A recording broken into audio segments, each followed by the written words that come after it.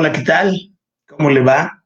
Muy buenos días para una parte de América en Centroamérica, pero ya la 1 de la tarde en Sudamérica, desde donde se conecta Darío Ibarra en el Uruguay, ya la tarde-noche del otro lado del Atlántico, donde tenemos invitados muy especiales en Madrid y en Barcelona, en las personas de Paco Abril y de Justo Fernández día de hoy para conversar en una emisión más muy interesante sobre los encuentros por la igualdad, un diálogo que cruza el Atlántico con las voces que caminan y que trabajan con nombres, eh, dando pasos hacia la igualdad.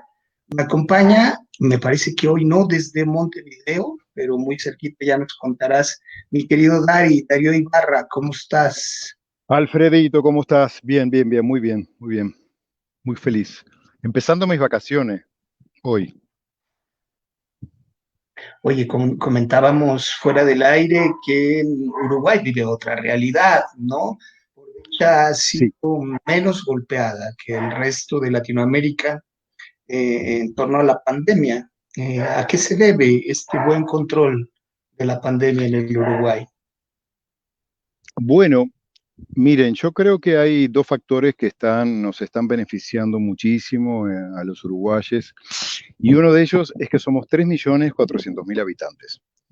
O sea, es fácil de controlar, es como, yo siempre digo que nosotros somos como un pueblo de México, ¿no? Como un barrio, como una comuna. Y por un lado, somos pocos y pocas. Y por otro lado, la salud pública en el Uruguay es muy buena, o sea, estamos atendidos en atención primaria de salud, o sea, se hacen estudios, mm, cualquier síntoma que se ubique en cualquier persona sobre COVID, de repente ya inmediatamente esa persona se pone en cuarentena y se hace el hisopado. O sea, aquí la salud está actuando muy rápido, ¿m? En el primer nivel de atención y en el segundo, que es la prevención de transmisión, de contagio, ¿verdad? Así que bueno, por ahí creo que estos son los dos factores. Y por otro lado, yo agregaría un tercero, y es que tenemos un territorio respecto a la cantidad de habitantes que tenemos espacio, digamos, ¿no? Tenemos bastante espacio, inclusive la capital de Montevideo. Es una ciudad, bueno, tú la conoces, Alfredo, es una ciudad donde entramos muchas más personas de las que habemos, ¿no? Hay muchos millones de uruguayos fuera del país, así que los que quedamos, bueno, estamos sanos. Qué dicha, mi querido Dari, le va a costar mucho trabajo al resto de Latinoamérica transitar y Sí, recuperarse, pero por ahora te mandamos nuestra envidia frente a esta vista tan espectacular que tienes. Muchísimas gracias por interrumpir el descanso para unirte a esta conversación en Barcelona y en Madrid, donde no necesariamente tenemos noticias tan alentadoras. Se une a la conversación Paco Abril desde Barcelona. Paco, me da mucho gusto verte. Hace tiempo que no habíamos coincidido y que ahora el mundo virtual nos lo permite. ¿Cómo estás, Paco? ¿Cómo lo están viviendo? Bueno, pues la situación en estos momentos es complicada realmente. De hecho, hemos pasado un verano también difícil y con la llegada del otoño, pues la cosa parece que está peor, ¿no? En estos momentos en Barcelona han cerrado casi todo, solo han dejado las tiendas y, bueno, los colegios siguen abiertos, pero las universidades no. No estamos confinados, pero es el siguiente paso. Si de aquí no se consigue bajar la curva de contagios, el siguiente paso en 15 días o una cosa así probablemente será el confinamiento como tuvimos en marzo, ¿no? Con lo cual la situación, pues bueno, es terrible. Además, económicamente es un desastre, ¿no? La cantidad de personas que han perdido el empleo o están en una situación, los bares, comercios, teatros, un desastre. Sí, sí. Complicado el escenario, pero me da mucho gusto verte, por lo menos en esta ventanita virtual. Y en Madrid también se une a la conversación mi querido Justo Fernández. Justo, ¿cómo estás? ¿Cómo lo están viviendo? Bueno, encantado de saludarte a todos, José Alfredo, Paco, Darío. Bueno, es un poco las palabras de Paco también, ¿no? Hay hermandad aquí entre todos los territorios en España, todas las naciones, porque estamos viviendo, supongo que como todos, ¿no? Con una preocupación sostenida, ¿no? Y a mí me fascina esto que comentábamos antes, justo antes de empezar, esta, esta realidad global que nos une de una manera tan especial, ¿no? No importa a qué lugar del mundo llames, no importa con quién hables, que parece que tenemos una dificultad común, ¿no? Y esto es intenso, ¿no? Es muy intenso. Y a la vez nos hace probablemente mirarnos desde la vulnerabilidad, pero también desde la hermandad, ¿no? A mí me interesa mucho el sentimiento este de la empatía profunda con todo lo que está ocurriendo, de dentro a fuera, ¿no? Yo estoy bien, mi familia está bien, pero no todo el mundo le va igual de bien, ¿no? Y esto me emociona de alguna forma, ¿no? Me trae a colación el famoso aspiracional de poner la vida en el centro, de poner los cuidados en el centro. La importancia de la vida, de los cuidados, y yo diría en la efervescencia que vive América ahora también, la dignidad, de alguna manera la vulnerabilidad nos homologa, querido Justo, estamos ahí muy hermanados a través de esta vulnerabilidad y riesgo que nos ha expuesto la pandemia. Les mando un abrazo a los tres. En breve se unirá Ladri Madrigal desde El Salvador a la conversación, pero quisiera empezarles a plantear un formato de hasta 10 minutos para cada uno para empezar a abordar el tema, sobre sus primeras apreciaciones, su lectura, los avances en el trabajo hacia la igualdad, de manera particular con hombres. Si estás de acuerdo, Dari, podemos empezar contigo hasta 10 minutos y seguimos por ahí tejiendo la conversación. Vamos sí, contigo, claro, cómo no, ahí vamos. Bueno, antes que nada, Alfredo, gracias por esta invitación. Me parece bien admirable lo que has hecho hasta ahora en este momentos de pandemia y de confinamiento en casi todos los países de la región y del mundo también, donde hemos podido construir al respecto de los estudios de varones y masculinidades. A mí me gustaría compartir con ustedes algo que vengo pensando hace un tiempo con algunos colegas que trabajamos masculinidades y una preocupación, ¿sí?, al respecto del avance de la igualdad de género. Y pondría como título la presentación, esta breve presentación de minutos, el título que estuve pensando fue el backlash masculino, entendiendo por backlash la respuesta negativa en contra a algo, ¿no? Ese es, digamos que es la traducción del inglés, es cuando una persona, una comunidad o un sector de la población responde de manera negativa a, en este caso, el avance de la igualdad, ¿no? Entonces, la pregunta que nos podemos hacer es, bueno, ¿por qué los varones, por lo general, es una tendencia que yo veo en los varones trabajando en grupo, en masculinidades, etcétera, los veo como en contra del avance, ¿no?, del feminismo, del avance de la igualdad de género. Es así que nos podemos preguntar, pero ¿realmente están en contra del feminismo? ¿Realmente están en contra de la igualdad? ¿O hay algo más por debajo de esto? Y la respuesta, podríamos tirar algunas hipótesis, ¿no?, para poder pensar al respecto. Y recordemos que en esta cultura, para ser hombre, ¿sí?, tenemos que ser diferentes a las mujeres y por supuesto que superiores a ellas, ¿sí? Entonces, en este sentido, los varones de alguna manera tenemos que continuar diferenciándonos de las mujeres. Es decir, cualquier acercamiento a la igualdad con ellas, podemos vivirlo los varones como una suerte de amenaza a nuestra propia identidad masculina, ¿sí? Por lo tanto, existe como una base de rechazo a la igualdad, de rechazo a cualquier similitud a parecernos a una mujer, Por un lado, eso me parece importante plantearlo, ¿no? Es como que nos cuesta asimilar esta igualdad y,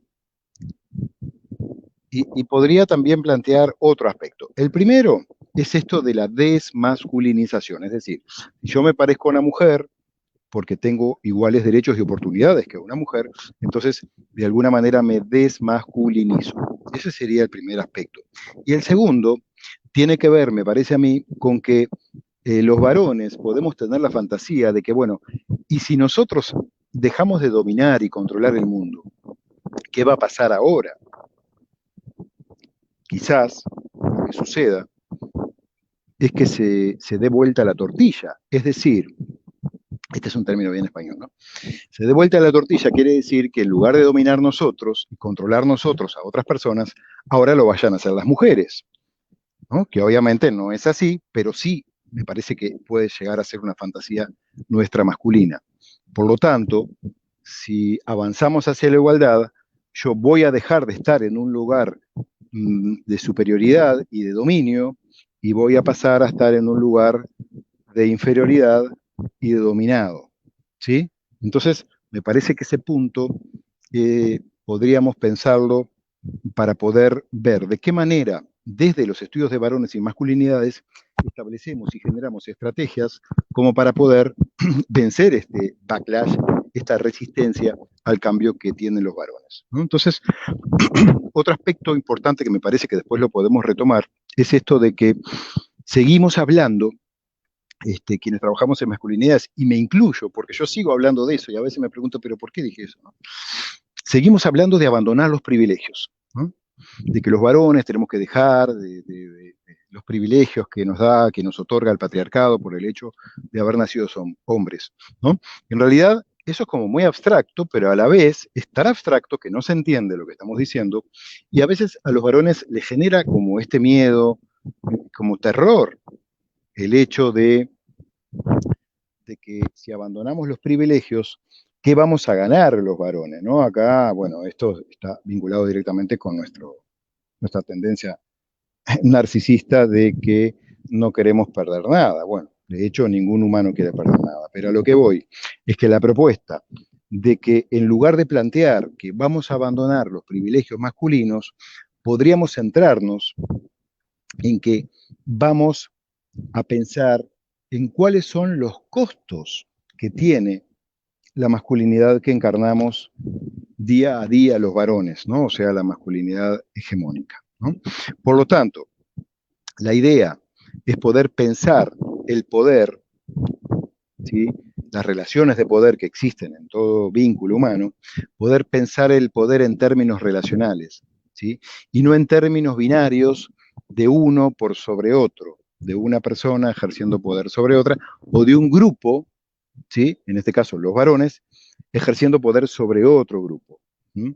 O sea, en términos de opresión, lo diría de alguna manera. Por lo tanto, para cerrar esta presentación, no sé cuánto tiempo voy, pero después podemos seguir dialogando, podríamos invitar a los varones a hacer uso del poder que tienen, de los afectos. ¿Sí? O sea, nosotros tenemos un poder, ¿sí? En el sentido de nos podríamos empoderar de la tramitación distinta que tendríamos que hacer de lo que es nuestra emocionalidad, pero no para oprimir y para ejercer poder, control y dominio sobre otras personas, sino que para poder cuidar a otros, cuidarnos a nosotros mismos y cuidar a otros. En ese sentido, podemos invitar a los varones a utilizar ese poder en pro del cuidado hacia los demás. Y también podríamos invitar a las mujeres, ¿no? Que siempre lo hacemos, a hacer uso de lo que Mabel Burín, la psicoanalista argentina, habla sobre utilizar la pulsión del dominio, pero no la pulsión del dominio, esto es un término psicoanalítico, ¿no?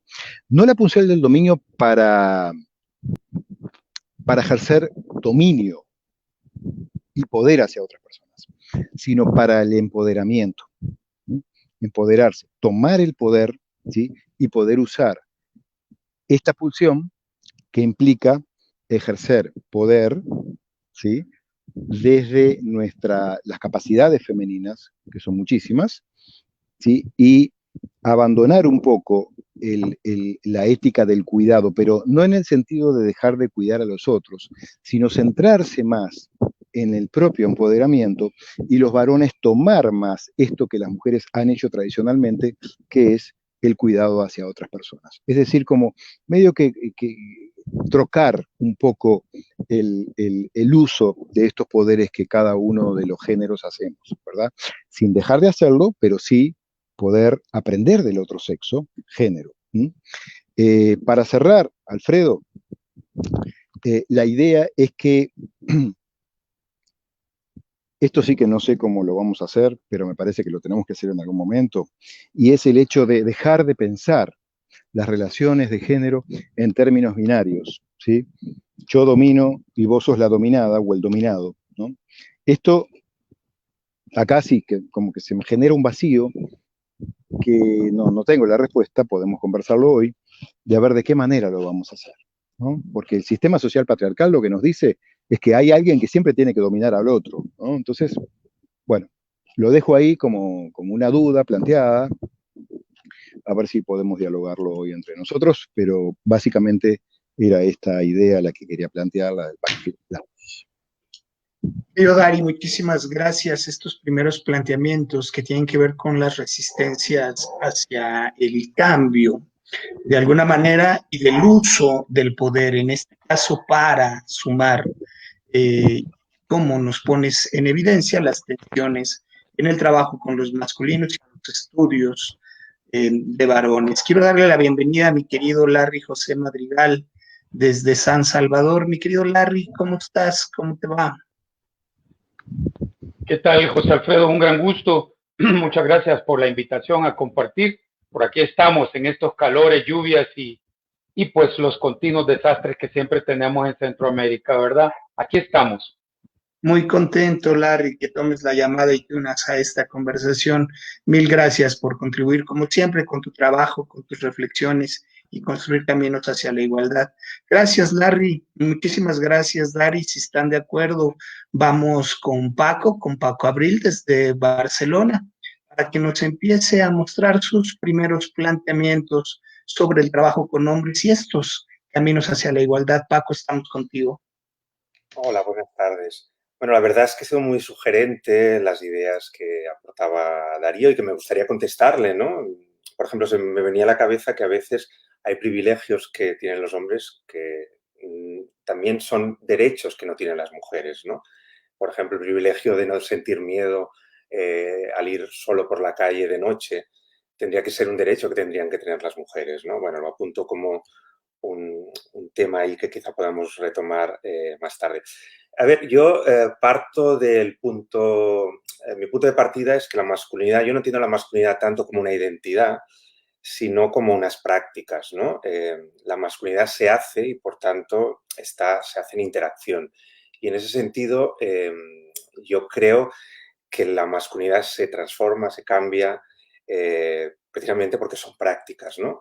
Y en ese sentido me gustaría hacer como contextualizar en el caso de España, ¿no?, que es el que yo conozco, cuál ha sido la situación del trabajo con hombres y del tema del trabajo de las masculinidades, ¿no? Entonces, para mí hay como tres fechas, ¿no? El 2001, el 2011 y el 2021, y me voy al pasado, me voy al presente y me voy al futuro, donde podemos ver un poco cómo se hilvana ese trabajo con los hombres en este país, ¿no? Entonces, en el 2001 sí que hay iniciativas anteriores, ¿no? Pero bueno, es como una fecha importante en el sentido de que se celebra una manifestación en Sevilla donde los hombres salen públicamente a manifestarse en contra de la violencia machista, ¿no? Yo creo que ese es un punto importante. También aparece una asociación que es AIGE, o sea, una serie de hombres que estaban cuestionados por el tema del feminismo y que se reunían de manera particular para hablar de cómo el feminismo afectaba a sus vidas, deciden dar un paso y constituirse como asociación, pues precisamente para trasladar esas reflexiones, ese trabajo más personal, a un trabajo más político y más activista. También en ese 2001 hay ya algunas intervenciones públicas, hay algunas administraciones públicas que creen en la necesidad del trabajo con hombres. Son escasas, son pocas, con pocos recursos, pero ahí están, ¿no? Es el inicio, ¿no? Luego tenemos el 2011. El 2011 yo creo que el punto un poco de inflexión sería el CIME, que fue un encuentro que precisamente ahí es donde conocí a Larry, un encuentro iberoamericano de masculinidades e igualdad, un encuentro que se realiza en Barcelona, donde se juntan 400 o más de 400 investigadores, investigadoras, activistas y personas que trabajan con hombres, tanto en España como en Latinoamérica, para intercambiar experiencias, ¿no? Y de ahí, entre otras cosas, aparte de los contactos y las experiencias, surge o se ponen las bases de lo que se denominó una agenda de hombres por la igualdad de España, ¿no? Una agenda muy incipiente donde se consensuaron una serie de temas o líneas de trabajos o estrategias del trabajo con hombres, ¿no? Que tenía que ver con las paternidades, que tenía que ver con la violencia y con el tema de la violencia, de la homofobia principalmente, ¿no? También en torno a esas fechas, más instituciones, más administraciones públicas se suman a desarrollar, a diseñar proyectos de hombres, proyectos de trabajo con hombres. Por ejemplo, el Ayuntamiento de Barcelona, que ya es un ayuntamiento importante con entidad, inicia un programa que se llama Canviemho para el trabajo con hombres, un programa que todavía está activo, ¿no? Y yo también situaría en esas fechas, a partir del 2014, 2015, 2016 quizá, todo el tema del 8 de marzo, ¿no? Los 8 de marzo masivos, que no solo son en España, sino que es a nivel mundial, que de alguna manera inaugura lo que se podría denominar, o se ha denominado la cuarta ola del feminismo, es decir, las mujeres salen a la calle una vez más, pero de manera masiva, y muchas mujeres jóvenes, para reivindicar una igualdad real y el fin de la violencia de género que padecen por el hecho de ser mujeres, ¿no? Yo creo que eso también es importante porque no solo el hecho de que las mujeres se movilicen, también empuja a la movilización de los hombres o que a los hombres se empiecen a cuestionar ciertas cosas. Al menos yo lo siento así, ¿no? Y la tercera fecha la situaría en el 2021, que aún no ha pasado, porque es una fecha de futuro, ¿no? ¿Qué es lo que va a pasar en el futuro? ¿Qué es lo que está anunciando el futuro, ¿no? En esta línea del trabajo con hombres en España, ¿no? Entonces, la primera cosa, y yo creo que es muy importante, hace pocas semanas el gobierno español, el Ministerio de Igualdad, anuncia una estrategia de igualdad contra las violencias machistas que va a incluir una línea de trabajo orientada solo a hombres. Porque se considera, y esto es importante, que es fundamental la reflexión sobre las masculinidades precisamente para prevenir todo el tema de las violencias contra las mujeres, ¿no?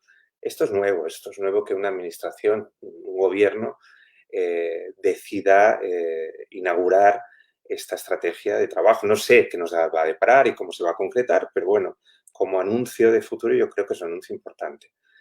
Otro es que también el año que viene, el 2021, en enero, el permiso de paternidad en España se equiparará al permiso de maternidad a las mujeres. Son 16 semanas tienen las mujeres, 16 semanas tienen los hombres. Yo creo que esto también es una cosa muy importante porque lo estamos viendo en investigaciones. Ahora mismo el permiso de paternidad es de 12 semanas. Y estamos viendo que lo que ha ocurrido en los últimos años, a medida que ha ido aumentando las semanas que los hombres tienen para atender a sus hijos los primeros meses de vida. Y es precisamente una mayor implicación. Y muchos hombres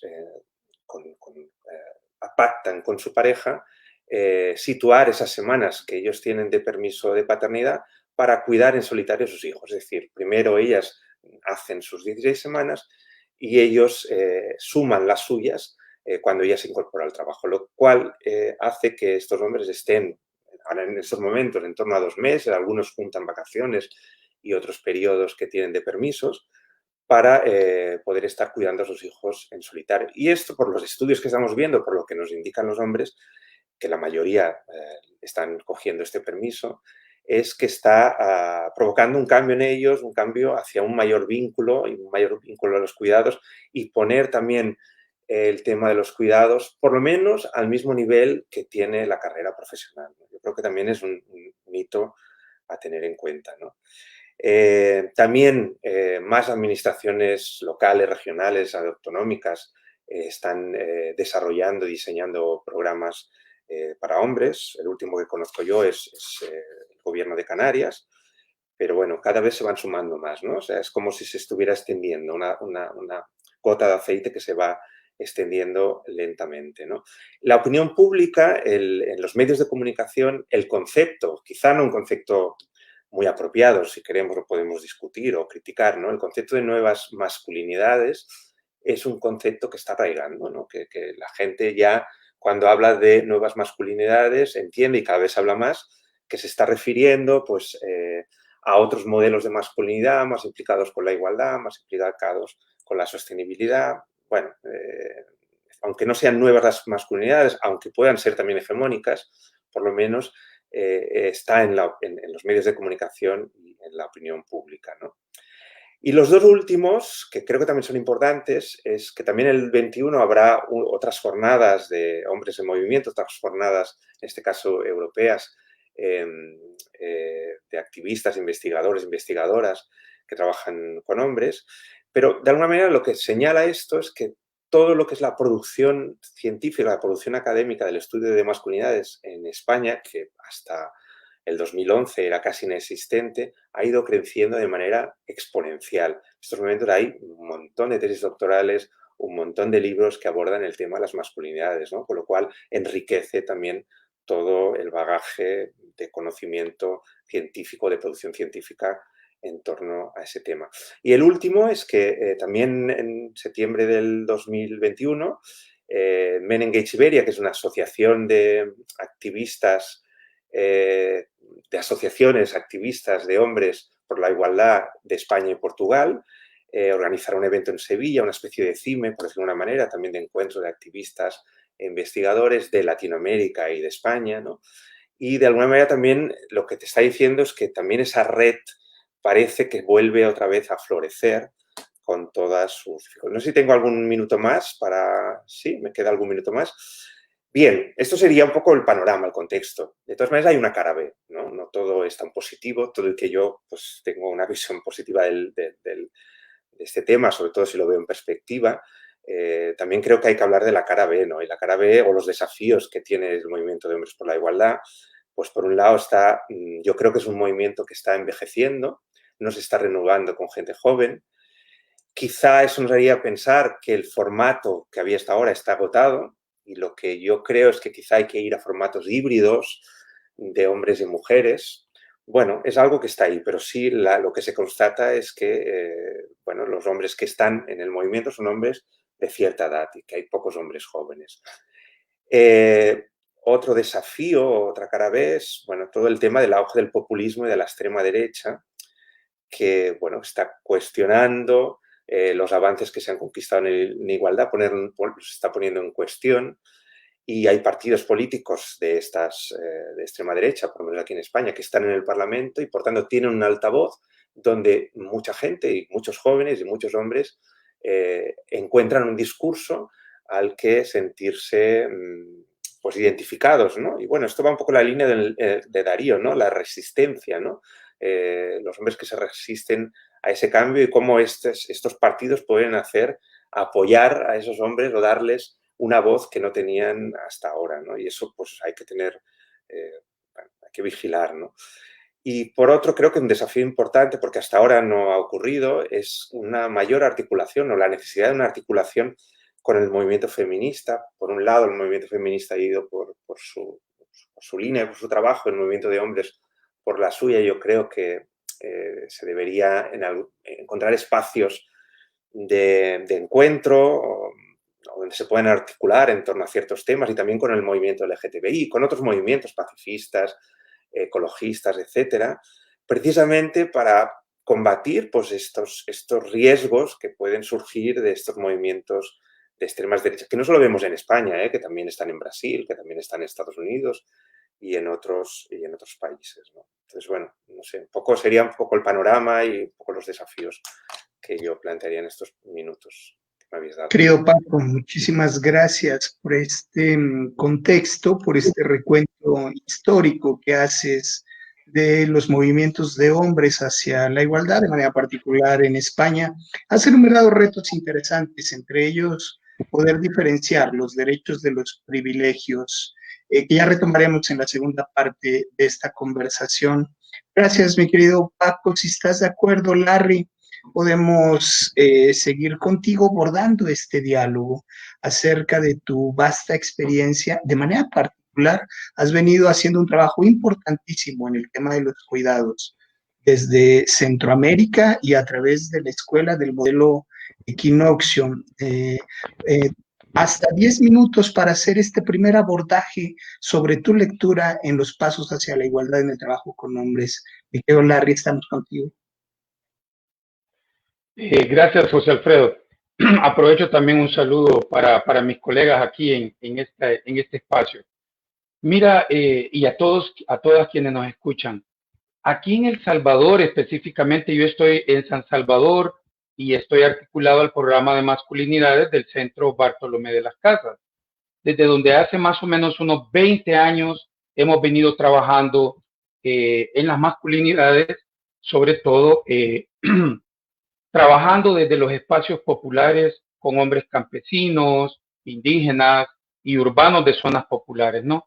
Nuestra puerta de entrada ha sido la educación popular, las acciones políticas, en un entramado que incluye a mujeres y movimientos feministas, digamos, de la región centroamericana.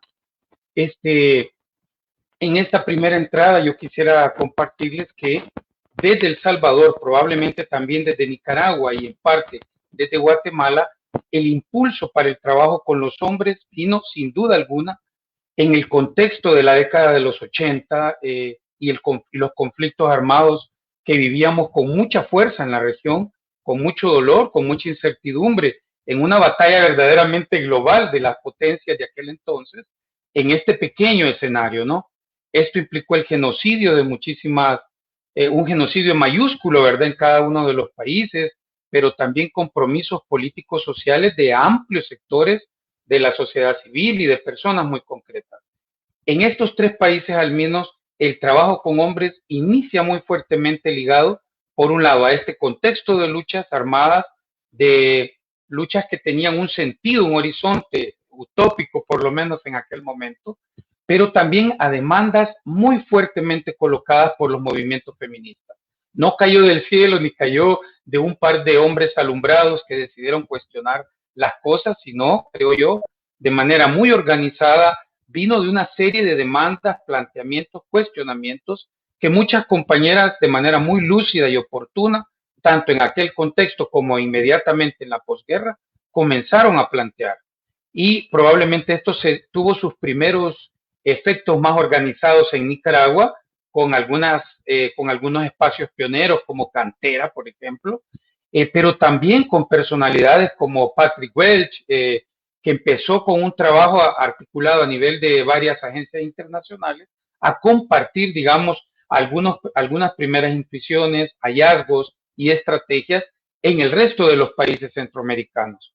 Muy pronto se unió también El Salvador con, digamos, una estructura un poquito más organizada para lanzar una serie de experiencias educativas populares que llevaran como que a trasladar en un primer momento los asuntos que las mujeres estaban planteando a la práctica política de los hombres, y poco a poco ha ido evolucionando hasta incluir otro tipo de temáticas, demandas, pero también una serie de planteamientos que hombres de los primeros momentos han ido planteando y se han ido resignificando con la llegada de hombres de otras generaciones, de otros espacios, de otros contextos, a los trabajos, digamos, educativos populares, vamos a decir, en masculinidades, ¿no? El caso de Guatemala también ha sido muy parecido, con la notación de que en Guatemala el eje, la interseccionalidad de las cuestiones culturales con estas cuestiones de género ha sido muy fuerte, y todavía en el mundo maya, por lo menos, probablemente no ha existido la misma historicidad, la misma comprensión que ha existido, digamos, en el mundo más urbano, ¿verdad?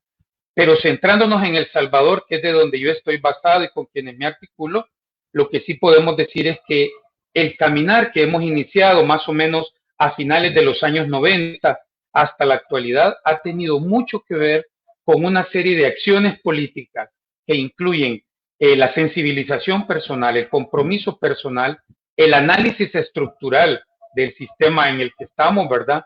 Y acciones que no por pequeñas que sean, que no por limitadas, por los pocos hombres que todavía considero yo estamos involucrados, han carecido de una significación muy, muy importante que ha movilizado pues al movimiento social, pero también a gobiernos incluso, y yo diría que también a la agenda de las agencias internacionales de cooperación, con impactos más o menos discutibles, vamos a decir, a nivel práctico, concreto, medible, pero sin duda alguna muy significativo, repito, para colocar, como Paco decía hace un rato, más allá de, se puede discutir mucho sobre estas terminologías que al etiquetar también asignan un rol en el funcionamiento de la sociedad, ¿verdad? En sus relaciones dinámicas de poder, pero sin duda alguna que ha habido un impacto significativo que hace que la cuestión de las masculinidades ya sea algo que se respira, ya sea algo con lo cual se puede polemizar, discutir, dialogar, pero que ya está presente como un asunto de vital importancia en los últimos tiempos. Y en este año en el que la situación global es particularmente complicada y nos liga de una manera diferente por el asunto, por la pandemia global, por la COVID-19, sin duda alguna que el tema de los cuidados y su corresponsabilidad y todo el tema acumulado que traíamos con los hombres se ha relevado a la opinión pública a través de los medios de comunicación, pero sobre todo, creo yo, está siendo una ventana de oportunidad para muchos hombres concretos en contextos muy concretos para comenzar nuevamente a pensar en este conglomerado de cosas que conforman las masculinidades, pero también en prácticas muy concretas que impactan sobre la situación local y regional, ya lo dije, por este asunto de la COVID-19, ¿no? Entonces, desde El Salvador nos articulamos en diferentes estrategias de trabajo, diferentes sombrías, vamos a decir. Una de ellas es, por ejemplo, la Alianza Men Engage en El Salvador, que no es mayoritaria, vamos a decir, sino que requiere de un compromiso político y ético que algunas institucionalidades pueden signar, pero también en otra serie de articulaciones espontáneas o más formales, pero que tienen otros rumbos y otras intencionalidades, ¿no? Entonces, sin duda alguna, que ya podemos hablar de mucho más hombres en movimiento, de que el tema está instalado en la sociedad y que tenemos una trayectoria muy, muy interesante, diría yo, para poder compartir. José Alfredo.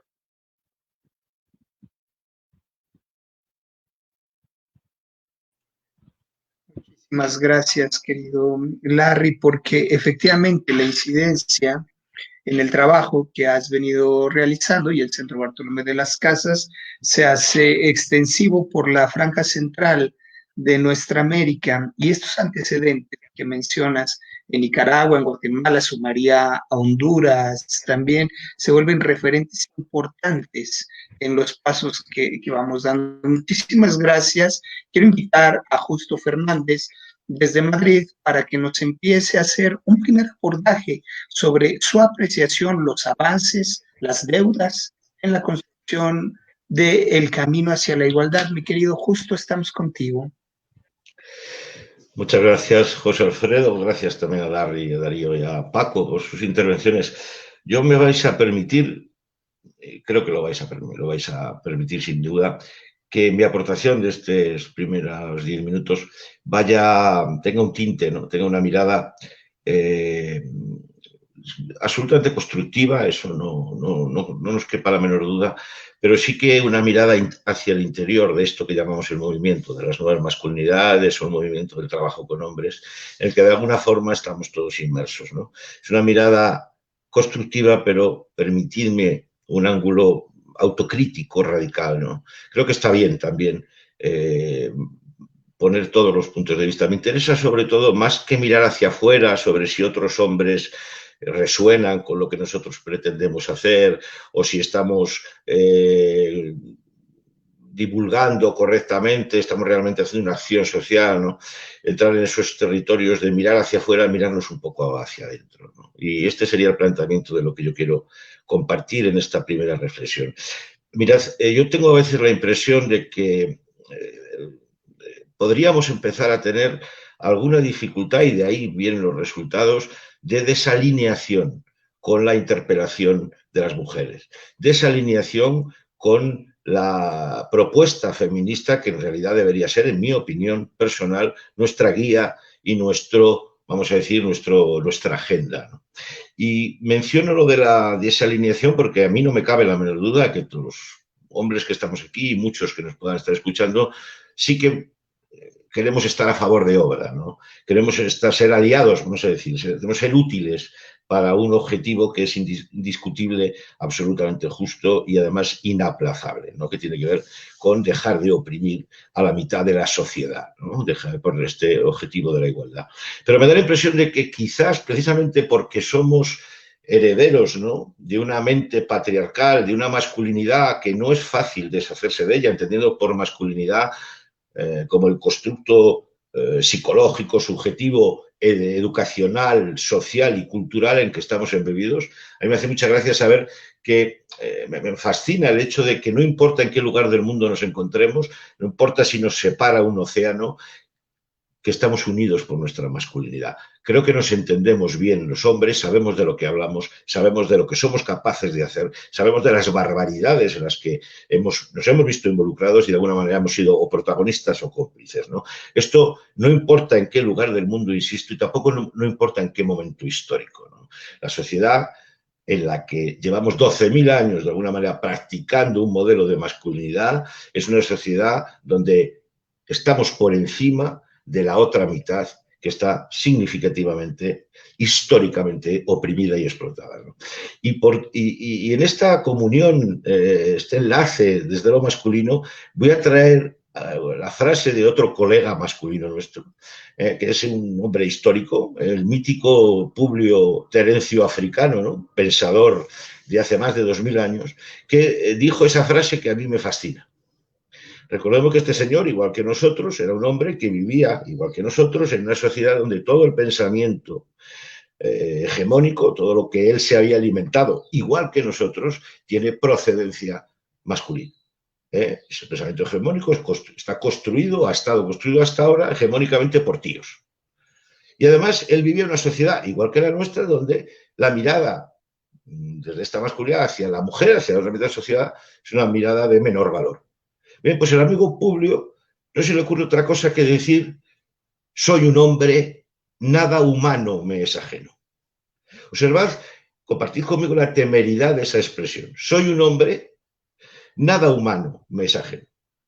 Básicamente lo que viene a decir es que soy un hombre y soy capaz de comprender naturalmente a esos seres que también dicen cosas, pero en realidad mi mirada androcéntrica pues hace que yo la integre desde mi punto de vista. ¿Y por qué digo esto?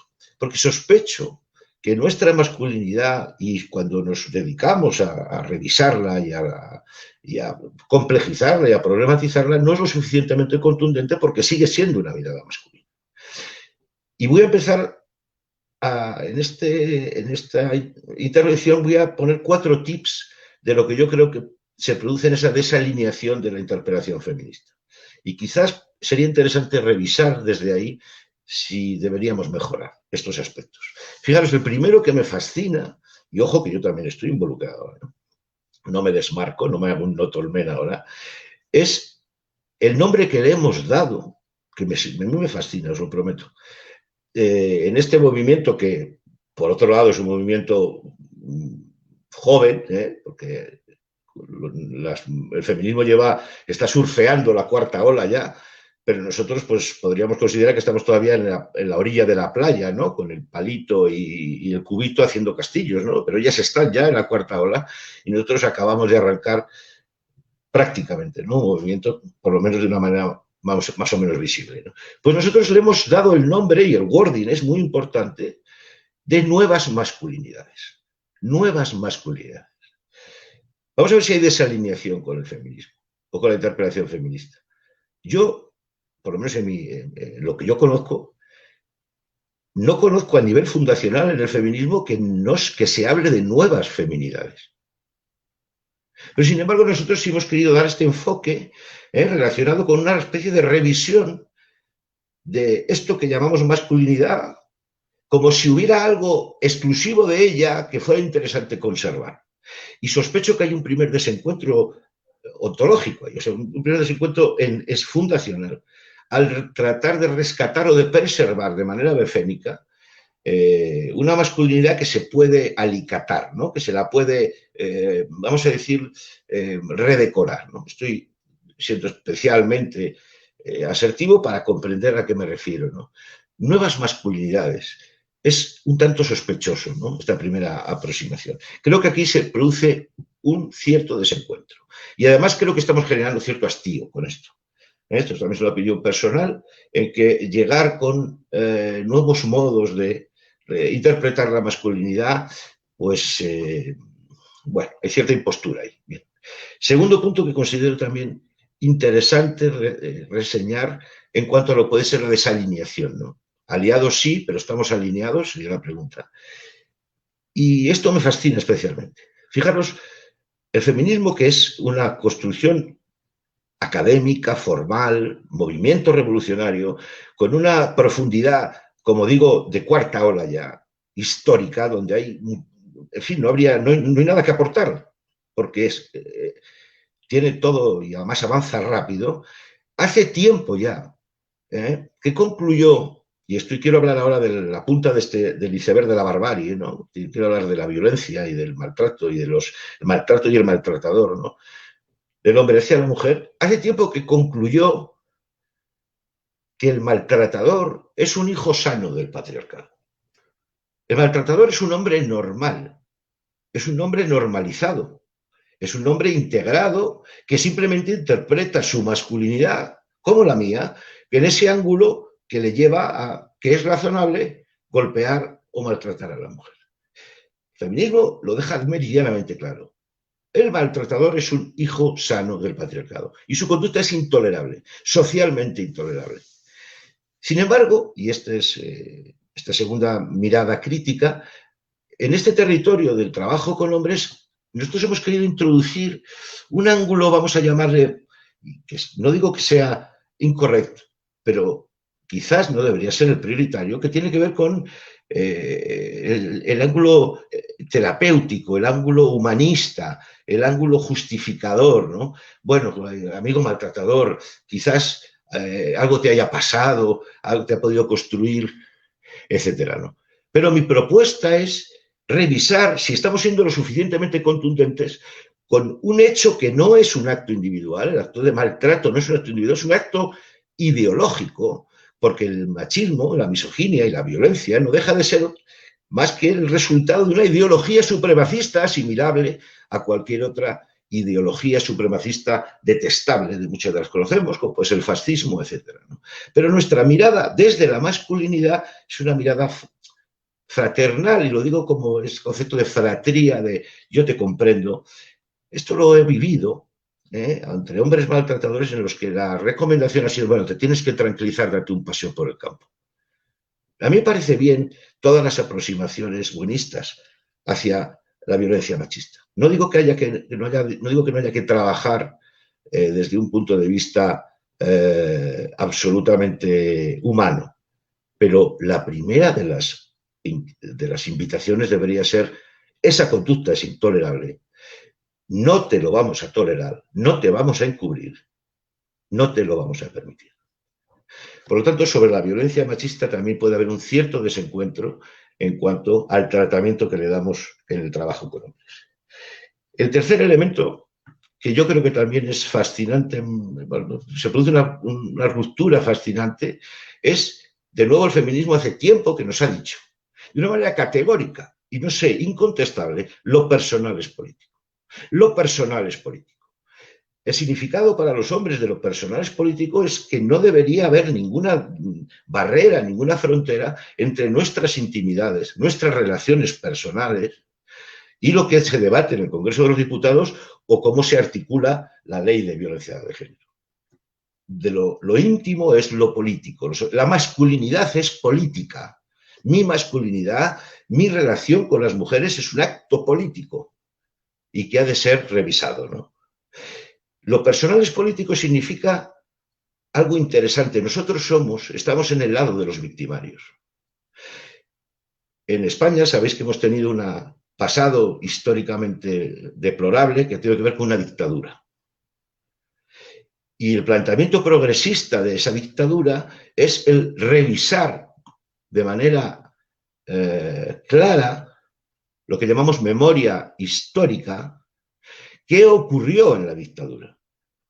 Colocar y redignificar a las víctimas y posicionarlas y traerlas, sacarlas de las cunetas, que decimos, desde el punto de vista del avance y del progreso. Mi pregunta es, ¿por qué no hacemos lo mismo sobre nuestras propias biografías victimarias, ¿no?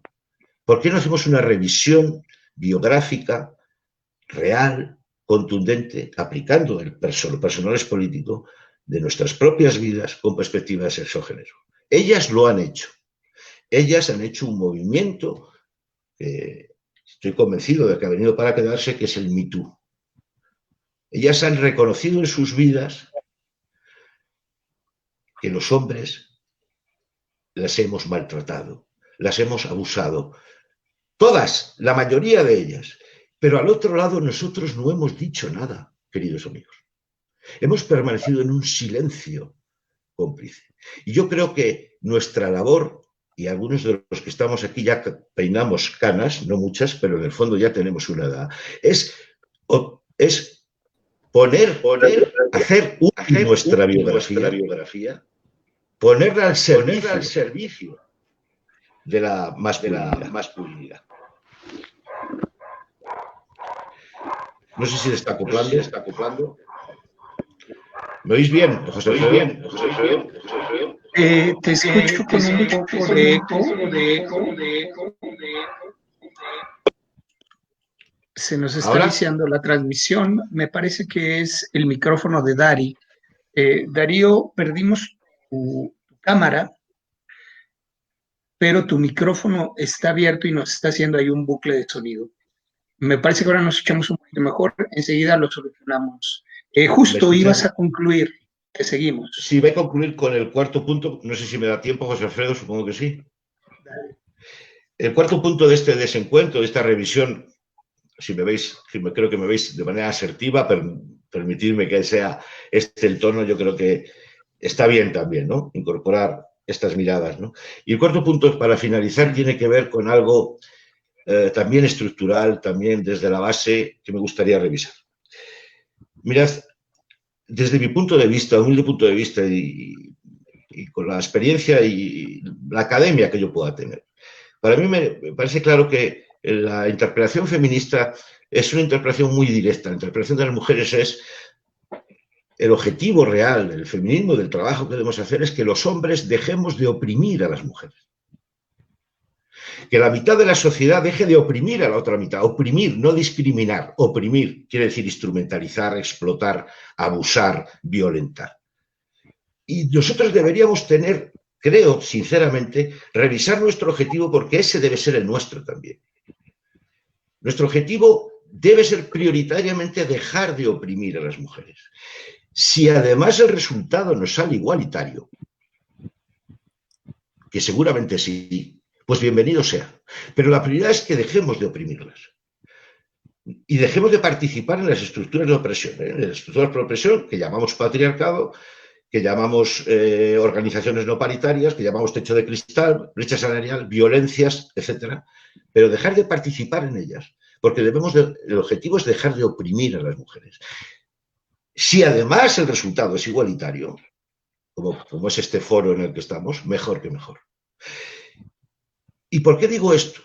Porque a veces tengo la impresión, en la manera en que nos abordamos y divulgamos el trabajo en masculinidades, que pudiera tener que ver con que esto de que ser disidente patriarcal es una elección. Es una elección al que invitamos a los hombres a unirse a un movimiento. No lo considero una elección. Lo considero una obligación social y política. Y el planteamiento ha de ser desde la responsabilidad, que es un momento de obligación. No sé si se distingue la diferencia. Es el momento ya urgente de que la actitud de poner privilegios, de poner la violencia, de poner las armas, debe ser una obligación política. Y el planteamiento debe ser de esta naturaleza. Porque si no, podría parecer una nueva elección personal que nos conviene para volver a recrear nuestras plumas de pavo real de manera befénica, a liderar una nueva masculinidad, vamos a decir, que se quiere posicionar de nuevo, y mientras se nos olvida el objetivo prioritario, ¿no? Que es, como decía, dejar de oprimir a la mitad de la sociedad. Estos serían los 4 puntos que traigo a vuela pluma en una revisión del trabajo que hacemos. Seguro que vosotros no incurrís en ninguno de los supuestos errores, y que quería compartir desde todo mi amor en esta primera intervención. Gracias.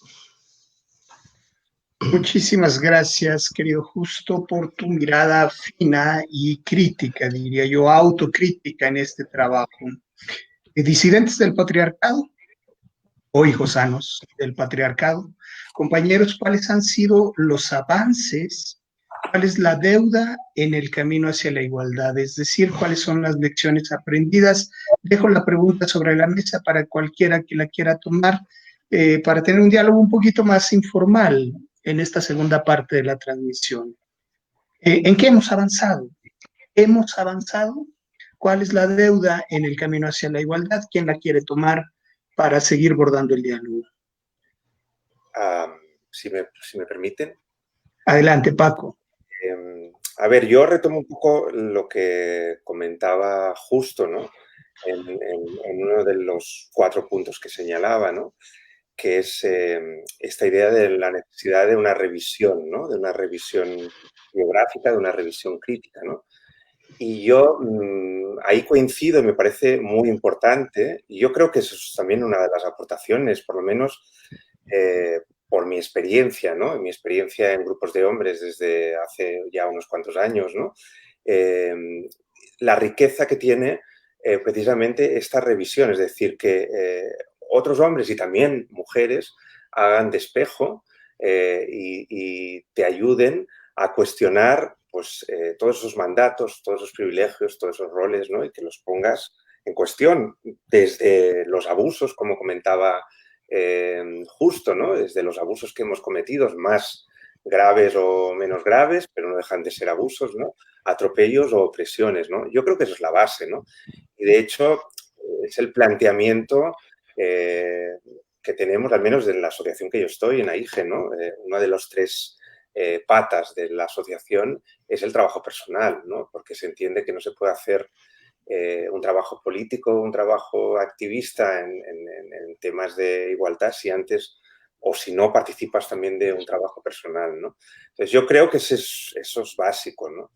Y luego también me gustaría apuntar en cuanto a lecciones aprendidas, y aquí hablo del trabajo que yo hago, de cuando hago trabajo de sensibilización, con jóvenes, con adultos, ¿no? De la importancia que tiene no solo esta revisión crítica, que por supuesto, sino ese toque emocional, ¿no? Yo llamo como un toque emocional, es decir, hay que hacer la revisión crítica, o yo pienso que hay que hacer esa revisión crítica desde un trabajo vivencial, desde un trabajo reflexivo y también desde un trabajo participativo, ¿no? Que se construya también desde el colectivo en el que estás trabajando, ¿no? Entonces, yo creo que esos elementos son importantes, ¿no? Y son importantes yo creo que son lecciones, al menos de mi experiencia en el trabajo en masculinidades, yo diría esa revisión crítica y ese toque emocional o trabajo desde la vivencia y desde la reflexión, que no deja de ser pues también una reflexión crítica, ¿no? Por supuesto, poniendo por delante el tema de las mujeres, poniendo por delante el sistema patriarcal que oprime a las mujeres y también oprime a los hombres. Y antes se hablaba, Darío, de los costes, ¿no? Que también genera para los hombres, ¿no? Bueno, yo lo enfocaría en esa línea, ¿no? Gracias, querido Paco. Un poco siguiendo esa misma línea, y dado que en sus primeras intervenciones ya hicieron referencia a cómo trascender estas resistencias, mi querido Dari, ¿qué tan fácil o qué tan difícil ha sido construir un verdadero movimiento de hombres? ¿Existe un movimiento de hombres en nuestros contextos? ¿Y cómo trascender estas resistencias?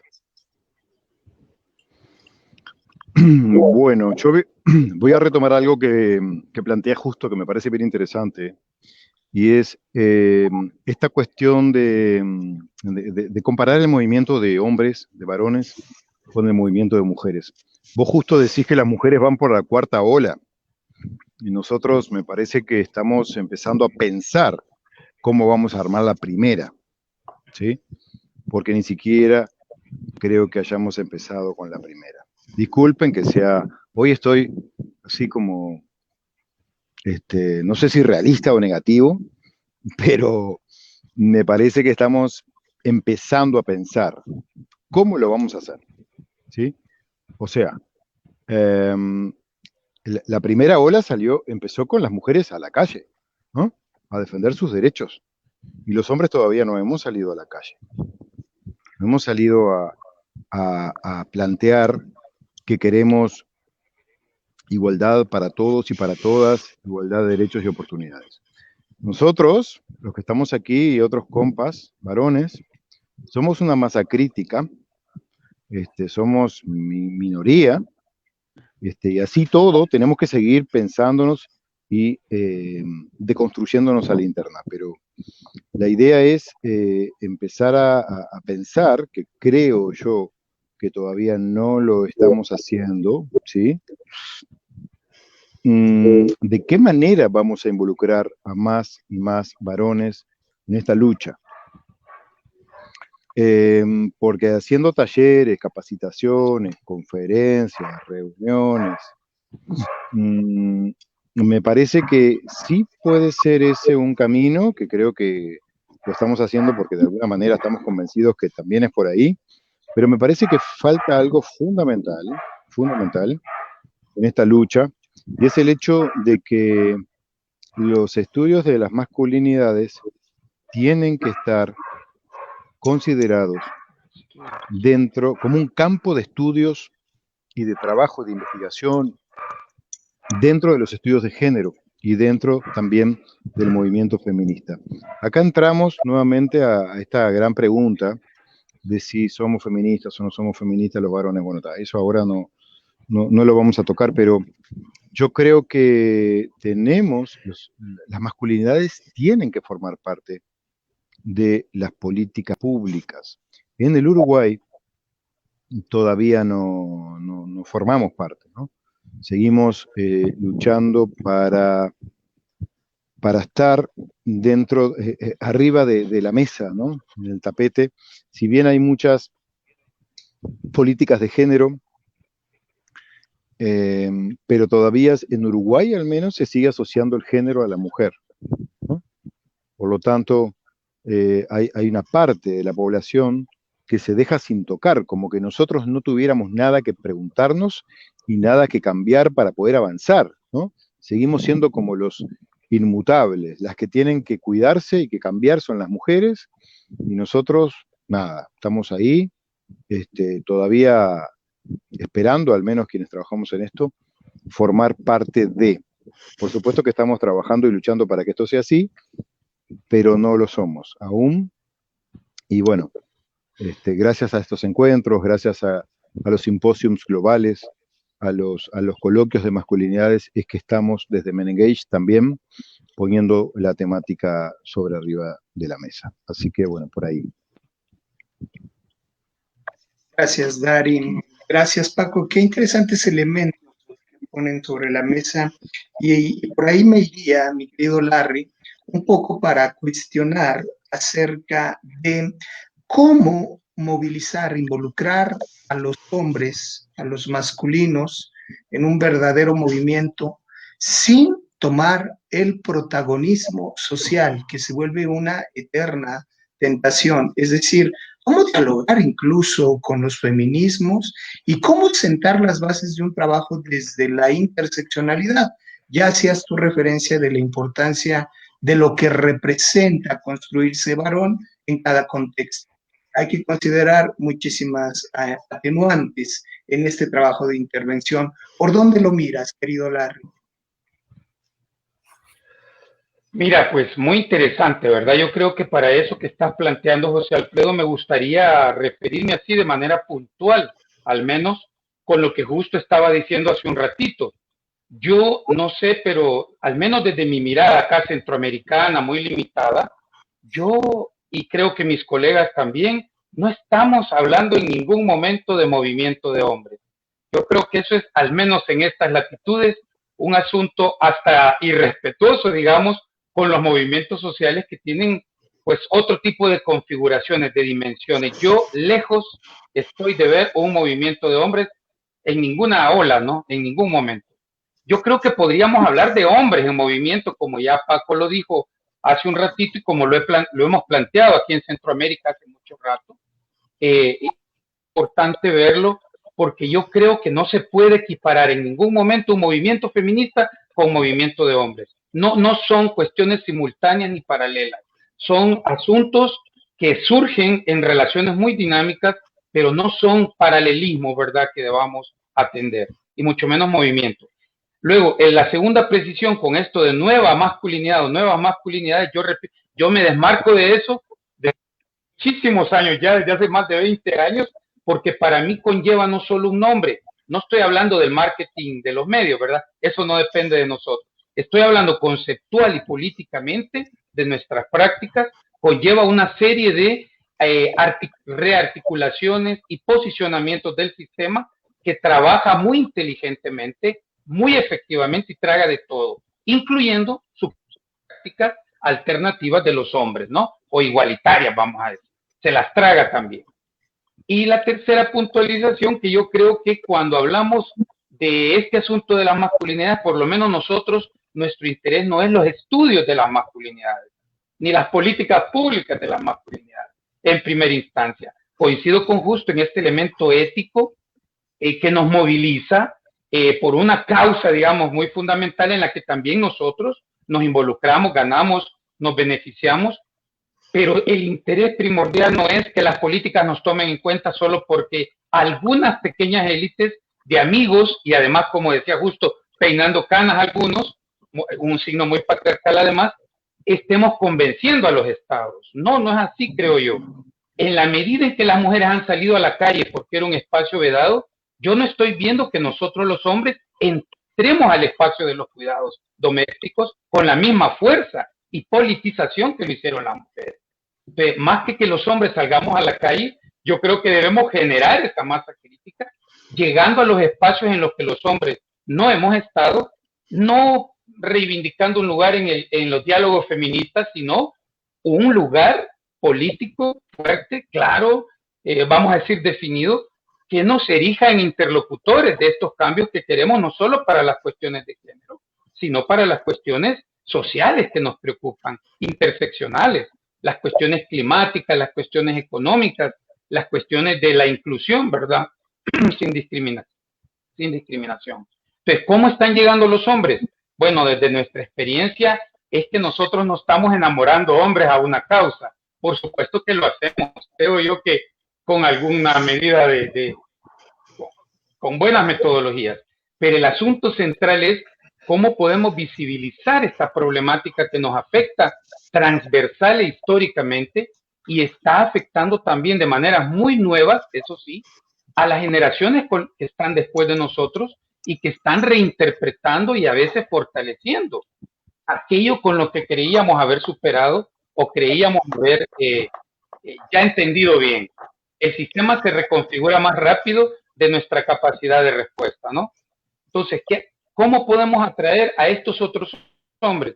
Yo creo que las cuestiones de la concienciación social aquí vuelven a tener un fuerte contenido y al menos en América Latina, la educación popular, todo aquello del surgimiento de la conciencia crítica de Paulo Freire, todos estos asuntos que algunos ven ya muy viejos, tienen una actualidad tremenda para que los hombres nos pongamos en movimiento, repito, en estos aspectos, en estos campos, en estas áreas en las que no estamos suficientemente presentes, y crear entonces, con este poder de interlocución, una auténtica movilización social con otros y con otras, ¿no? Yo creo que por ahí va un poco el asunto desde mi interpretación, por supuesto, repito, muy limitada, porque en Centroamérica no tenemos los sistemas de sociocuidado del Estado que permitan, por ejemplo, asumir una licencia de paternidad con plenas responsabilidades. Aquí sería, en este momento, no sé, las consecuencias podrían ser incluso contraproducentes, por poner un ejemplo, ¿no? Entonces, y por último quería decir esta precisión, no estoy seguro que el solo hecho de ser hombres nos lleve a un entendimiento global y a una solidaridad fraterna entre los hombres. Creo que no, todo lo contrario. La vivencia de ser hombre se entrecruza con otras variables tan fuertes que pueden llegar a desconocernos incluso como hombres de privilegio. No es lo mismo ser un hombre maya y xil que sufrió el genocidio por los militares blancos de la ciudad de Guatemala, que ser un hombre, digamos, académico en Ginebra, en Suiza, que tiene otro tipo de intencionalidades en su quehacer humano, ¿verdad? Y así un montón de interseccionalidades que es muy difícil, aún reconociendo nuestro poder y privilegio, que podamos hablar de esta especie de solidaridad fraterna por el solo hecho de ser hombres, sin desconocer los grandes avances, como ya decía, creo que fuera Paco el que lo colocó. Es importante que por lo menos ya se esté hablando de estos asuntos a nivel social y no dando por normal que los hombres estamos fuera de la película de género y justicia de género, además. Muchas gracias, Larry. Quiero aprovechar lo que nombras también para desmarcarme en tanto término y en forma y fondo del concepto de las nuevas masculinidades. Si bien fue un concepto que a principio nos permitió, por su contexto, nombrar un trabajo de intervención, es un término que está en desuso. Y en ese sentido, mi querido, justo a colación de que lo ponías sobre la mesa y decías, ¿será que hay algo que conservar de esa construcción? ¿Para qué la nombramos? Hay quien nos dice, lo que tenemos que hacer es destruir dicha conceptualización. ¿Hacia dónde? ¿Cuáles son tus proyecciones? ¿Cómo reinventarse desde otra identidad? ¿Qué es lo que hay que mantener? ¿Qué es lo que hay que renunciar de la masculinidad? ¿Se vale mantener algo? ¿Qué es funcional y qué no, mi querido Justo? Bueno, gracias, porque estamos, yo creo que tocando asuntos, ¿cómo se dice?, nucleares, ¿no? De todo esto, me encanta esta conversación. No lo sé, no lo sé. A mí me resulta más, vamos a decir, más honesto el compartir con vosotros y con quien me quiera escuchar o quien quiera trabajar, compartir conmigo. Y voy a parafrasear a un compañero nuestro también de estos mundos, ir indagando, que no está suficientemente indagado, en el hombre que no quiero ser. En el hombre que no quiero ser. Más que contar en el hombre que quiero ser, ¿no? Y en esa indagación, porque yo sigo sosteniendo que la masculinidad no se ha complejizado suficientemente. Se ha señalado, se ha interpelado, eso es obvio, pero no la hemos todavía digerido. Recordad que los hombres no hablamos mal de los hombres. Y ahora nos toca, vamos a decirlo así, nos toca hablar de manera crítica de lo masculino. Esto es novedad mundial.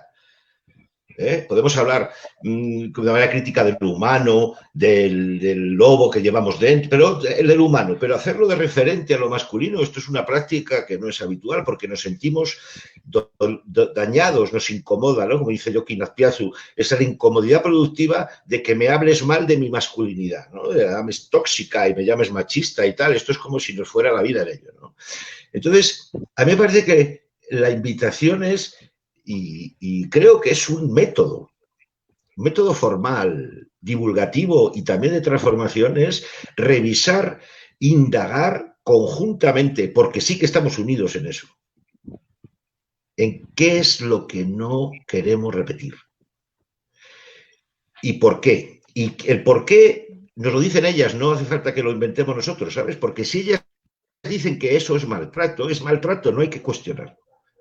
Porque nosotros no podemos tener la vivencia del ser maltratados por machismo. Es una vivencia que no somos capaces, no está a nuestro alcance, ¿no? No sé si me explico. O sea, es la interpelación feminista, la interpelación de ellas, que yo comparto con vosotros y con quien nos escucha. Cuando escuchas a las mujeres, a todas, a mi madre, a mi hermana, a mi amiga, sobre sus vidas cotidianas, desde que fueron niñas, hasta, da igual en qué parte del mundo estén. Aquí en el mundo, vamos a decir, cómodo de la sociedad europea, sus vidas vistas, si las escuchas, no si las interpretas, no si las interpretas a punto de masculino, si escuchas cómo tienen que tener cuidado por las noches, cómo se han visto acosadas y abusadas, todas, por tipos como nosotros, se han sentido incómodas, han tenido que renunciar a un puesto de trabajo porque tenían que cuidar a los hijos, han tenido que renunciar a sus sueños y sus deseos, que yo los he tenido y los he podido, pero ellas no han podido, porque están metidos en una maquinaria donde no se lo permitimos. Si lo escuchas, te tienes que poner en acción. Son nuestras compañeras, es la mitad de nuestra sociedad, ¿no? Y desde esa mirada, me estoy liando, pero sería qué parte de mí no está participando en eso, y por el amor de Dios, vamos a echarlo para atrás, vamos a revisarlo, ¿no? ¿Qué parte de nosotros, incluso en esta conversación donde no hay ninguna mujer, podría estar participando en esa opresión de la que hablo, en esa injusticia histórica con nuestras compañeras, con la mitad de la sociedad? Y quizás desde ahí, buscando el hombre que no queremos ser, como digo en mis talleres educativos, en los centros educativos, a mí no me miréis, yo no soy vuestro referente. No puedo ser referente. Inventad vosotros el referente masculino, el referente de hombre. Es vuestra oportunidad. No nos miréis, no mires a tu padre. No seas como tu padre, no seas como yo. Sed rebeldes. Rebelaos ante el mandato de comportaros con una masculinidad que ya sabéis cómo es, ¿no? El hombre que no queremos ser. Muchísimas gracias, querido Justo. Sé que no tenemos la respuesta. De hecho, más dudas, pero qué importante profundizar, problematizar para nutrirnos. Y esto que pone sobre la mesa acerca del hombre que no quiero ser es una clave importante frente a lo que necesito renunciar. Mi querido Paco, hemos de alguna manera identificado la importancia del trabajo, las lecciones aprendidas en la parte de la transformación personal, ojalá y en consecuencia de la cultural. ¿De qué manera podemos hacer una incidencia que todo este trabajo se traduzca también en políticas públicas? ¿Y cuál es la forma de que estas políticas públicas sean responsables frente a la realidad que vivimos? Porque en Latinoamérica vivimos unas tasas altísimas de feminicidios y del otro lado del Atlántico todavía hay violaciones multitudinales en manada, como han sido calificadas. ¿Cómo dar respuesta a una agenda, a unos tiempos feministas, decías tú, a una cuarta ola del feminismo, pero ahora en las calles, de manera responsable? ¿Cuál es la clave para empezar a asumir esta responsabilidad y esta transformación hacia la igualdad? Querido Paco, y si están de acuerdo, después vamos iniciando una rondita para las notas finales antes de cerrar la transmisión. Vamos contigo, Paco. Sí, antes José Alfredo decías que los hombres no debemos ponernos en una situación de protagonistas, ¿no? Y yo ahí un poco disiento, ¿no? Yo creo que en determinados temas debemos ser bandera de acción y ser protagonistas, ¿no? Porque hay temas que nos interpelan directamente, que son los que han salido aquí, ¿no? Todo el tema de la opresión, todo el tema de la violencia, ¿no? Y ahí deberíamos salir a las calles, porque yo estoy convencido de que muchos hombres están en contra de la violencia, contra las mujeres, con la violencia machista, ¿no? Entonces hay que, de alguna manera, movilizar, no sé, yo me pregunto muchas veces, nosotros cada 21 de octubre organizamos un acto público en la calle, precisamente con ese lema, ¿no? El silencio nos hace cómplices, hombres solo son hombres, contra la violencia que ejercemos los hombres contra las mujeres. Y es muy triste comprobar, es cierto que cada vez hay más, cada vez se organizan más ruedas, y esa es la parte buena y la cara A, pero la cara B es que cuesta mucho movilizar a los hombres, ¿no? Y yo creo que cuesta mucho porque el tema del género y el tema de la masculinidad todavía no es una cosa visible o que cuestiona a los hombres. No lo ha sido hasta ahora y sigue sin serlo, ¿no? Entonces, ahí sí que lo que tú comentabas, ¿no? De las políticas públicas tienen un papel importante.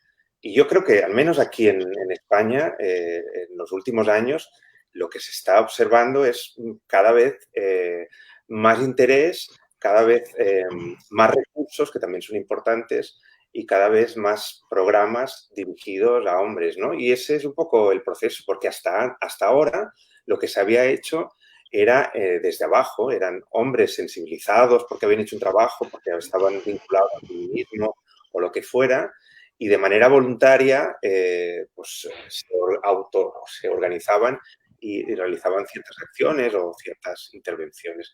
Pero si no hay el apoyo de las administraciones públicas y, por tanto, un trabajo como más seguido, ¿no? En el tiempo, ¿no? Es muy difícil pues, poder ver, yo creo que es difícil ver resultados, ¿no? Entonces, yo soy positivo en ese sentido, ¿no? De que creo que vamos a empezar a ver resultados. Por poner un ejemplo, yo estoy ahora en una investigación sobre corresponsabilidad, cuidados y conciliación de la vida laboral y familiar. O sea, en empresas, hombres que trabajan y se suman o piden algún tipo de medida que ofrecen las empresas para cuidar a sus hijos. Bueno, llevo varios años en este tipo de investigaciones, desde el 2004. En el 2004, los hombres que entrevistábamos que pedían una reducción de jornada o cualquier otro tipo de licencia para poder atender a sus hijos, la mayoría, por no decir casi todos, eran de un perfil muy determinado. Clases medias, educadas y muchos concienciados o porque tenían parejas muy proyectadas profesionalmente, ese tipo de temas. Hoy en día, en los estudios que estamos haciendo ahora, encontramos un perfil mucho más diverso de hombres que están, por ejemplo, en perfiles de clase trabajadora o incluso de otros orígenes étnicos y culturales que también reivindican o quieren, aunque no sea la mayoría, vincularse a los hijos. Por tanto, yo creo que en el momento que se empiezan a hacer cosas, eso hace que de alguna manera empiece a crecer la necesidad o hombres vean, pues yo quizá también tengo derecho a poder cuidar de mi hijo, pues puedo asumir estos temas, ¿no? Y luego otro punto que se ha hablado también es el tema de los referentes, ¿no? Yo creo que también decía justo que el referente, yo no soy un referente, por supuesto, ¿no? Pero yo creo que los jóvenes y los niños no tienen referentes que no sean prototípicos de la masculinidad hegemónica. Yo, por ejemplo, hace 2 días tenía que hacer una actividad con unos jóvenes y digo, bueno, voy a buscar referentes de su cultura, o sea, con su lenguaje, de la música, por tanto, del reggaetón, del rap, del hip hop, que tengan otros mensajes, pues me costó muchísimo. Al final encontré algo, ¿no? Pero bueno, buceé, ¿no? Entonces, yo creo que eso es también importante, ¿no? Que se empiecen a visibilizar otras maneras, ¿no? Porque yo estoy de acuerdo con Larry que eso del hombre tampoco es universal, ¿no? O sea, no es una categoría universal, ¿no? Sino que de hombres también hay de muchos tipos. Todos, estoy de acuerdo contigo justo, ¿no? En ese paraguas que es el patriarcado y viviendo esos privilegios, pero que también hay otras maneras, ¿no? Bueno, yo creo que por ahí. Muy interesante, Paco, la forma de resignificar en todo caso el protagonismo a través de la renuncia y de asumir responsabilidades. Claro, ese es otro lugar desde donde impulsar las transformaciones. Ya regreso contigo para cerrar, Paco. Quisiera iniciar una rondita para sus notas finales, mi querido Dari, y entre ellas ir nombrando cuáles son las proyecciones, qué sigue, cuáles son los siguientes pasos en este trabajo a realizar en los dos continentes, Dari? Bueno, gracias Alfredo, gracias a todos los compas por este espacio. A ver, yo estaba tomando nota ahora de algunos puntos que me gustaría remarcar y dejar también como un desafío, ¿no? Y estuve pensando en 3 aspectos. El primero tiene que ver con la importancia de poder incluir a mujeres en el estudio de varones y masculinidades. Si bien hoy por hoy existen mujeres y cada vez están más involucradas, pero creo que tenemos que abrir más la cancha para que las mujeres puedan ingresar, porque hay muchas mujeres interesadas que están construyendo teoría, que están construyendo metodología, y cada vez son más, y creo que sería importante tener la mirada de ellas porque de alguna manera también nos interpelan, y la importancia de aceptar esas interpelaciones como para poder seguir pensándonos a la interna de las masculinidades en tanto varones. Entonces, por un lado, la propuesta de seguir incluyendo cada vez más mujeres a los estudios de las masculinidades. El segundo aspecto es algo que yo he observado en Latinoamérica, y es esto que tiene que ver con la competencia masculina, pero básicamente yo lo llamaría varones militantes versus varones académicos, ¿no? Y esto lo vengo observando hace tiempo, y la verdad que me lleva al tercer aspecto, ¿sí? Que es la competencia entre varones, sobre todo la competencia entre masculinólogos, como dice nuestro compañero Antonio Ramírez, que va a hacer una ponencia y una presentación al respecto en el Ubuntu Latino 2020. Y esto realmente me preocupa porque a veces veo que se pone mucho énfasis en la crítica del otro, en lugar de mirar un poquito más para adentro de qué es lo que yo tengo de macho alfa, que me cuesta tanto mirar para adentro porque capaz que me duele demasiado, ¿sí? Entonces mejor critico al otro, me hago el que estoy deconstruido, el que la tengo muy clara y el que ya soy un hombre más allá del machismo y del sexismo y del patriarcado. Y eso realmente, yo siempre digo que somos todos machistas y tenemos que seguir pensándonos y deconstruyéndonos y dejar de querer aplastar al otro, ¿sí? En lugar de seguir mirándonos para adentro, ¿no? Entonces, a mí me parece que esto lo observo claramente en reuniones, en webinars, en conferencias, en congresos, en coloquios, y me preocupa porque seguimos reproduciendo esto que plantea Connell, que tiene que ver con la competencia entre machos, a ver quién la tiene más grande. Y disculpen la ordinariez, pero es lo que sigo observando. Y en eso no avanzamos. No avanzamos y lo seguimos reproduciendo. Pero detrás de esto viene el discurso de yo estoy deconstruido, tenemos que seguir avanzando y tomando en cuenta a las mujeres y tal.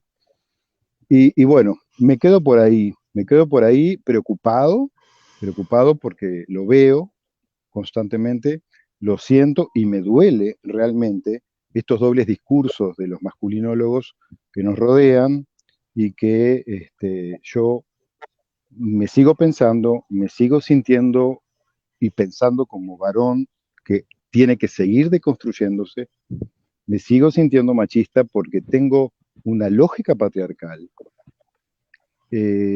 con la cual tengo que, de alguna manera, hacer como mea culpa de, y acá este tema es complicado, pero de la violencia de los varones que ejercimos los varones, ¿no? Porque a veces, y acá termino, perdón, capaz que me extendí demasiado, hay muchos varones que se acercan, ¿no?, a quienes trabajamos en masculinidades y dicen, pero yo tengo que pagar el pato por lo que vienen haciendo otros hombres, o por la violencia que ejercen otros varones.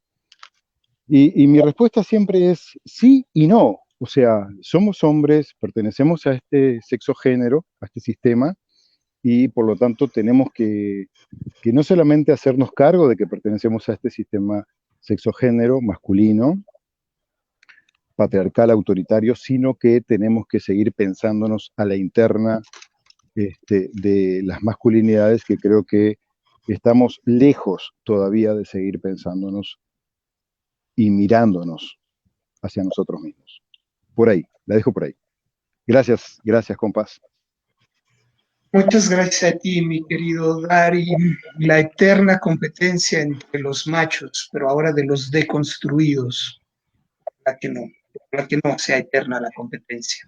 Muchísimas gracias, mi querido Dari. Te mando un abrazo. Gracias por interrumpir el descanso para unirte a esta conversación. Mi querido Justo Fernández, tus notas finales antes de cerrar, por favor. Bueno, me ha sugerido Dari, que es magnífico. Gracias, Dari. Ha sido un tema que me encanta, que es cómo se rearma el macho alfa allí donde le toca, independientemente de que, como decía, ¿no?, que si yo soy el más, que sepáis que soy el ser más humilde del mundo, ¿no? Y allí vuelvo otra vez, ¿no? En fin, esto lo digo porque, fíjate, voy a contar una anécdota, Dari, ahora que no nos oye nadie, ¿de acuerdo? Ahora que no nos escucha nadie, voy a contar una anécdota entre tú y yo. En una ocasión, volviendo a estos, los masculinistas primeros espadas, ¿no?, los grandes oradores del mundo de las masculinidades, y un día tuve que preguntar, oye, ¿no estará pasando una cosa, no? ¿No estará ocurriendo que en el caché de los conferenciantes hombres, cuando vamos a hablar de feminismo, no nos estarán pagando más a nosotros que a las mujeres, no? Voy a repetir. Se podría estar produciendo en el territorio de la divulgación y de la sensibilización sobre la igualdad, que a los hombres nos estén pagando más que a las mujeres. Ahí lo dejo. ¿Os parece interesante o no? Sí, ¿no? Habría que empezar a hacer un estudio, mi querido Justo. Vamos a sondear. Yo os invito a las transparencias. Las cosas son como son, sin eufemismos, sin buenismos. Porque si no, no tiene sentido hacer este ejercicio. Recordemos que es un ejercicio súper transgresor, porque estamos tirando abajo supuestamente 12.000 años que nos preceden. Pero la segunda cosa que quiero decir, para acabar muy rápido, yo invito, por favor, y me invito a mí mismo, que no se nos olvide, ¿no?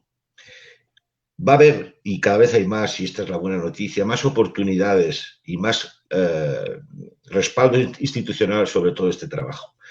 El Ministerio de Igualdad, como decía Paco, ha abierto una línea para trabajar directamente con hombres. Ya ha ocurrido, ya hemos tenido oportunidad, muchos de nosotros, en el cobijo de la administración, ya permitirnos hacer este trabajo. Yo los invito a todos los que nos escuchan, por favor, aprovechemos las oportunidades. Aprovechemos la oportunidad. Y recordemos cuál es, en mi opinión, el objetivo.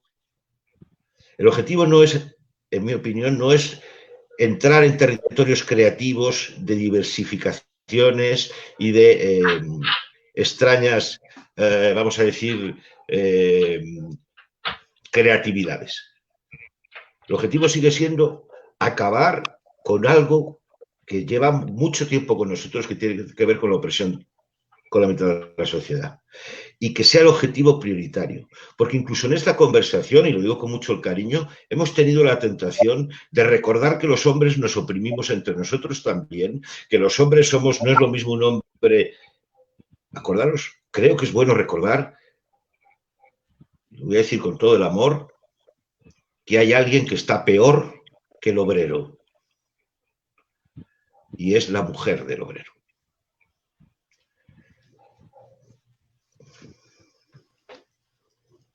Muchas gracias, Justo, como siempre, por compartirte de manera tan generosa y tan crítica. Me parece que vamos a descubrir cosas interesantes si nos atrevemos a hacer esta revisión que nos propones. Te mando un abrazo, mi querido Justo, que te cuidando mucho, por favor.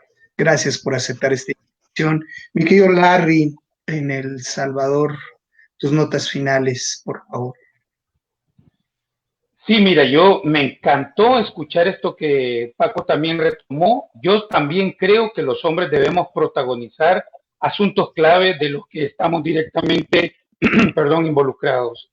La cuestión de la violencia de género contra las mujeres, por ejemplo, el tema de los cuidados, el tema de la responsabilidad estructural que tenemos, por ejemplo, en situaciones como la justicia climática, etcétera. No creo que debamos protagonizar el movimiento feminista. Creo yo fuertemente también, un segundo asunto, creo yo que esto de las masculinidades tiene que ver con prácticas políticas, en el mejor y más genuino sentido de la palabra. Y de ahí puede tener impactos en los estudios académicos y por supuesto en las políticas públicas. Pero no es el objetivo final ese, sino pues una práctica política que según yo, pues pueda algún día transformar esto tan urgente y necesario, ¿verdad? La justicia de género.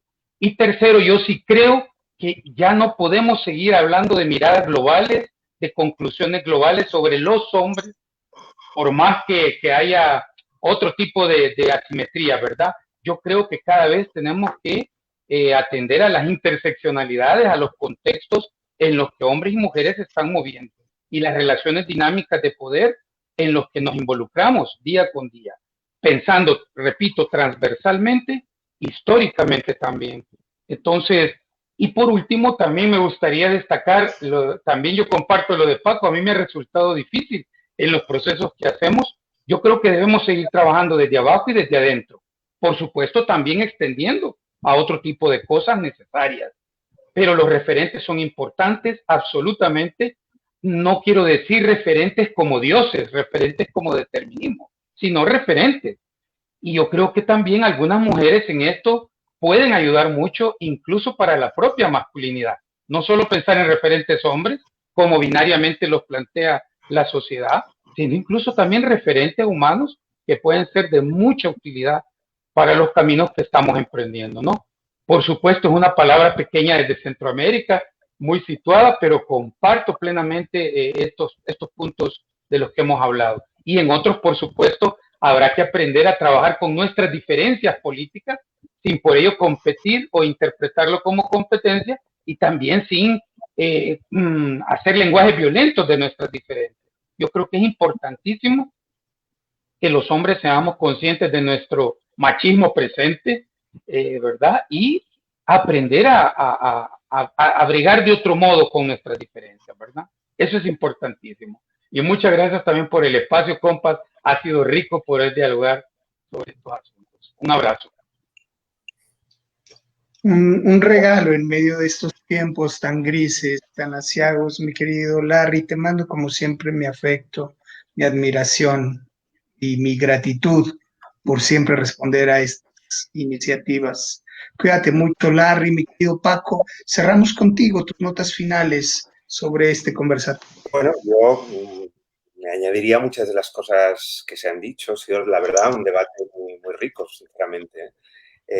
Yo apuntaría una cosa, yo creo que el tema del mea culpa, el tema de responsabilizarse es muy importante, el tema del perdón también es muy importante, pero creo que también hay que dar más allá, ¿no? Entonces hay que ir hacia las prácticas restaurativas, hacia un tipo de comunicación pues, basada en la no violencia, ¿no? Es decir, bueno, no nos quedemos solo con la responsabilización y el perdón, creo que hay que hacerlo, sino que hay que avanzar, ¿no? También para poder transformar, ¿no?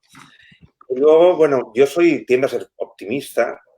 Yo creo que el camino es difícil, pero bueno, yo lo veo por mi experiencia, ¿no? De cómo a veces las cosas cuestan mucho de que entren, ¿no? De que se produzcan cambios, pero si lo ves en cierta perspectiva, pues sí que se están produciendo cambios, ¿no? Entonces yo ahí me quiero agarrar un poco, ¿no? Y pensar de que, bueno, hay mucho trabajo por hacer, pero creo que estamos en la buena dirección. Simplemente apuntaría la necesidad de una mayor diversidad, incluyendo las mujeres, como decía Darío, yo creo que es un tema clave, ¿no? El movimiento de hombres está muy cerrado a los hombres y yo creo que se está reclamando por parte de las mujeres y también de hombres jóvenes que sea un movimiento más mixto, ¿no? Yo creo que eso es importante y hay que tenerlo ahí, ¿no? Pero también diversidad pues desde la interseccionalidad, ¿no? Desde el origen, desde la raza, desde la clase social, ¿no? Si conseguimos esa diversidad, pues será mucho más rico, ¿no? Y dará frutos aún más interesantes, ¿no? Y luego también creo que es importante el tema de las alianzas. Estamos ante un mundo con unos retos muy importantes, ¿no?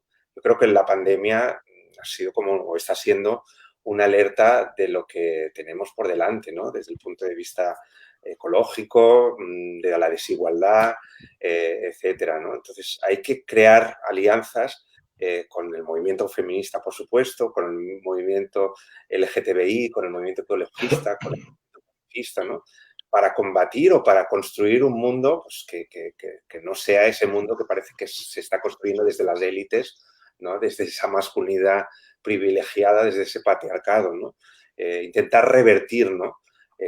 La situación. No creo que sea fácil, pero bueno, el camino se hace al andar, ¿no? Yo pienso que si no andamos y no nos proponemos o si nos quedamos solo en la queja, pues no vamos a actuar, ¿no? Entonces, yo propondría que avancemos en esa alianza, ¿no? Porque hay muchos temas importantes sobre la mesa por hacer, ¿no? Y muchísimas gracias, es un placer, la verdad. Muchísimas gracias a ti, Paco, un verdadero placer. Gracias a los cuatro. Les mando los abrazos por ahora virtuales, con la esperanza de que pronto podamos otra vez juntarnos y recibirnos en esta necesidad que se ha hecho más manifiesta durante el confinamiento. A usted que ha seguido la transmisión, muchísimas gracias por acompañarnos en la 5ª emisión de los Encuentros por la Igualdad. Vamos a abrir una pequeña pausa porque después retomaremos el diálogo con las compañeras. Ya mencionábamos la importancia de tener un diálogo también con ellas, pero en medio nos queda el simposio global Ubuntu, al que está cordialmente invitado para seguir las transmisiones que se estarán generando desde Ruanda y desde Montevideo. Ubuntu Latinoamérica, un trabajo que Darío Ibarra y Sol Rodríguez están de manera impecable. Muchísimas gracias por acompañarnos. Mi nombre es José Alfredo. Con toda certeza, usted y yo nos vamos a volver a abrazar. Sígase cuidando muchísimo. Hasta la próxima.